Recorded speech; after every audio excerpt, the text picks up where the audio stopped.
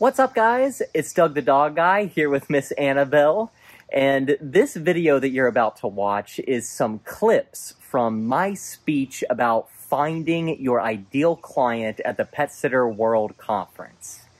My full speech was an hour long, and you had to be a member and in attendance to the conference to get the full session.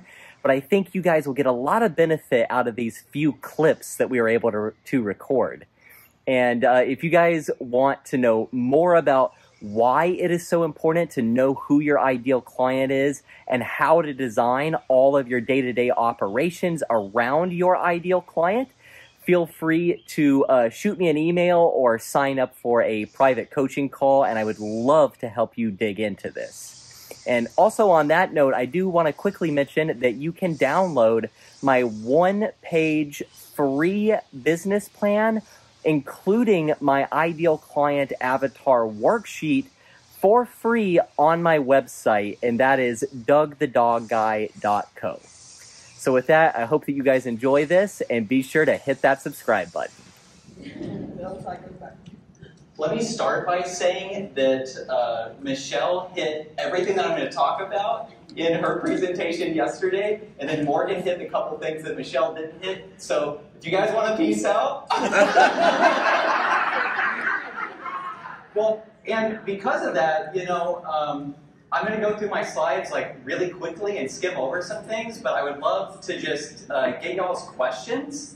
And I think I'm going to take a page out of Jamie's book and just kind of walk around the room as I speak, and just raise your hand when you think of a question, whether it's related to any of this or not. I think you know, we're all getting a little tired. We've had an awesome weekend, and I'd rather get to y'all's questions than go through all of my slides.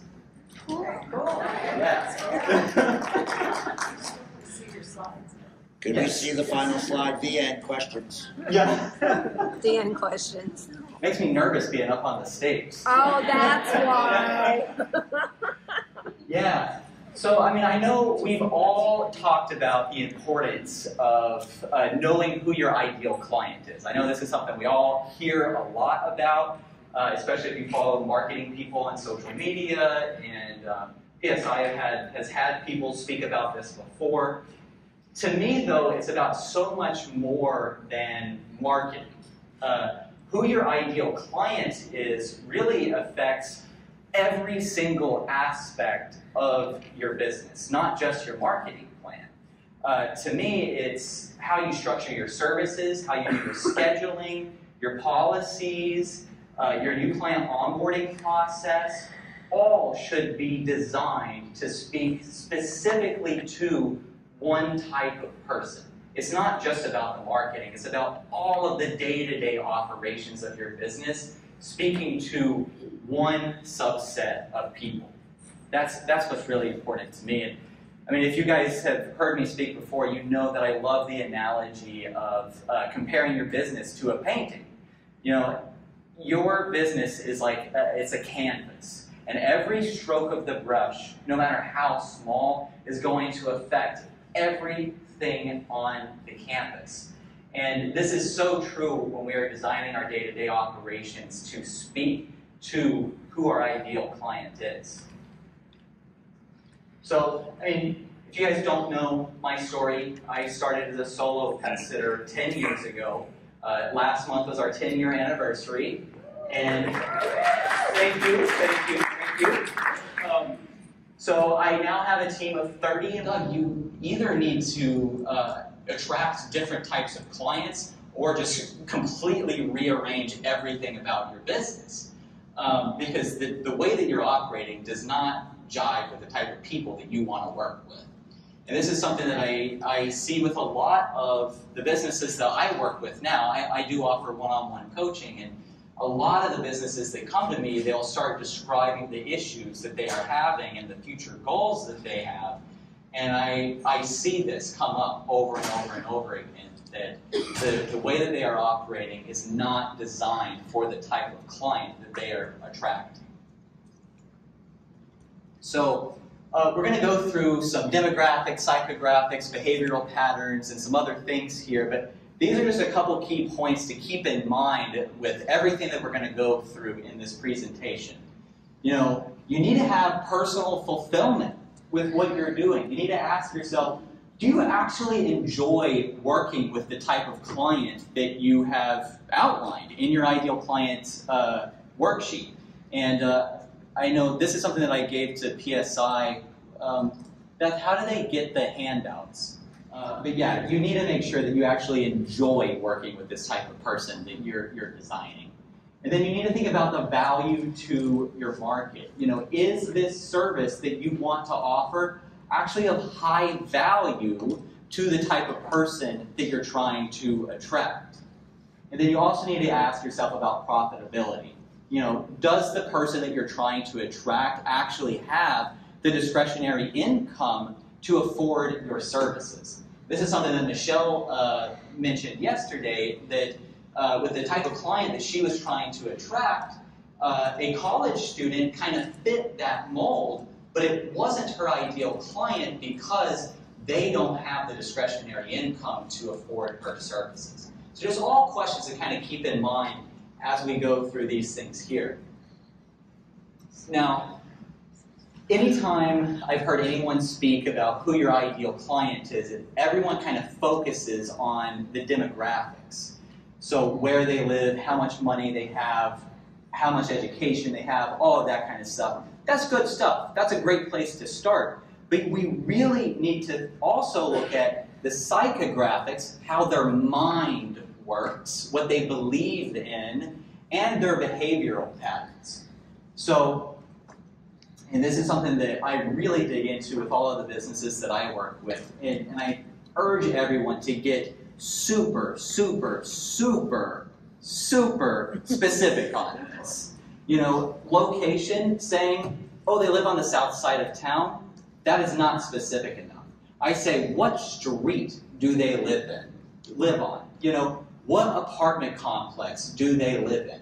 Get as specific as possible. Saying you want to attract a wealthy person, that's not specific enough. I want, for me, I know exactly what neighborhoods, exactly which apartment complexes. I know that I am trying to attract someone that makes typically between $100,000 and $250,000 a year. Education level, I want to work with people with a master's degree or a PhD. Occupation, you know, Michelle talked about yesterday that she designed her services and everything. My mission statement for my business is to uplift and inspire our local community through our work with pets and their families. And because of that, I know that I am attracting clients that value uplifting and inspiring their local community.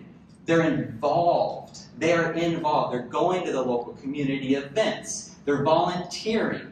All of these things go hand in hand with how I design my business and the marketing that I do, et cetera, et cetera.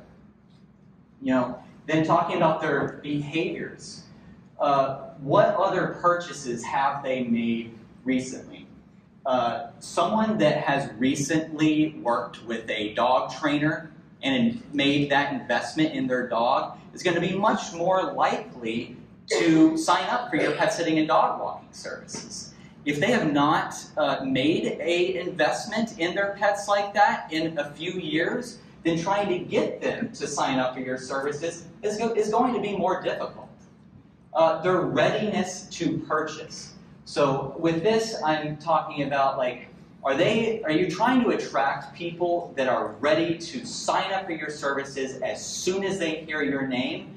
Or are you trying to attract people that want to stalk you on social media for 6 months before they ever sign up for your services? There are two different types of people, and these two different types of people are going to be attracted to two different types of services, two different types of policies, and all of that kind of stuff. And then number of services. You know, are we trying to attract people that are going to use us every week, every month, once a year? Again, it's all different types of people, and we need to be aware of this when we're structuring how our business operates on a day-to-day basis. And then the level of attention. You know, are we trying to attract people that need a lot of hand-holding? I want us to literally walk them through every step of the process with everything that we do? Or do we want people that, we can set them up on time to pet, and then they just make their own scheduling requests, they pay their own invoices, and they don't need a lot of hand-holding?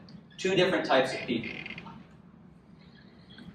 Okay, so one thing that I really keep in mind when I'm trying to design who my ideal client is we have to think about what their dream is and what's holding them back from their dream. So just to give you two brief examples here, let's say that your client's dream is to travel Europe. They've worked 50 years, they've just retired, they've been planning their whole life for this month-long European vacation. What's holding them back from that, though, is that they don't trust anyone to pet sit for them long term.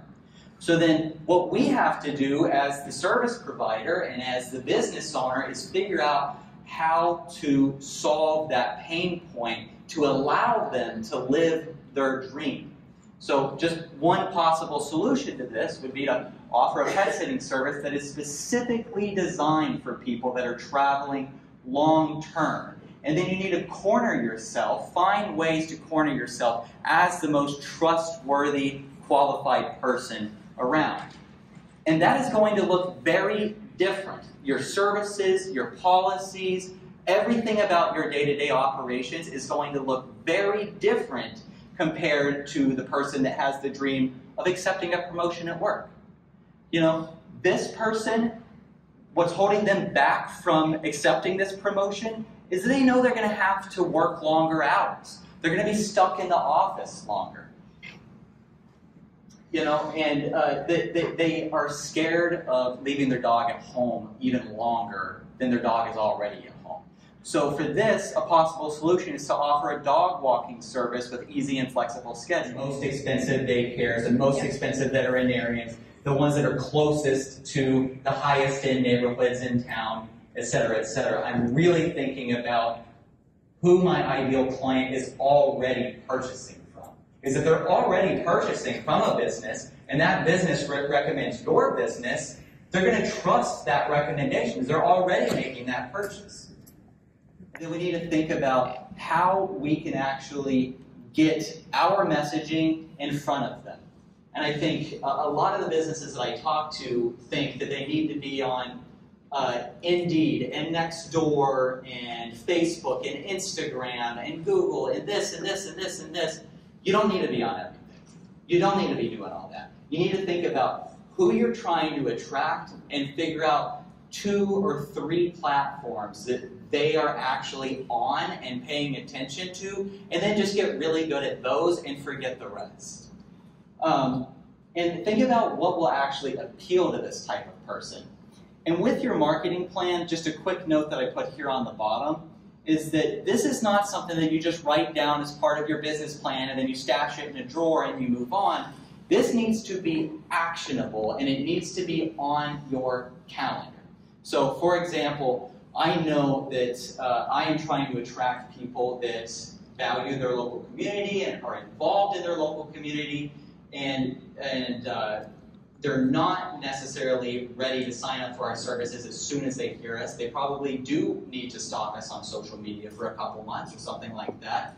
So because of that, with my marketing plan, I have like a day set aside every quarter where I go around to a list of pet businesses and then a list of non-pet businesses, and I take them flowers, I take them coffee, I take them donuts, just make sure that they remember me, make sure that I am upholding and valuing the relationship that I am building with this other person. But it's not something I'm just saying I'm going to do this. It's a day that I have blocked off on my calendar every single quarter for the next 5 years. And there's nothing that's going to stand in my way from doing that. This is just one little tidbit about the marketing plan.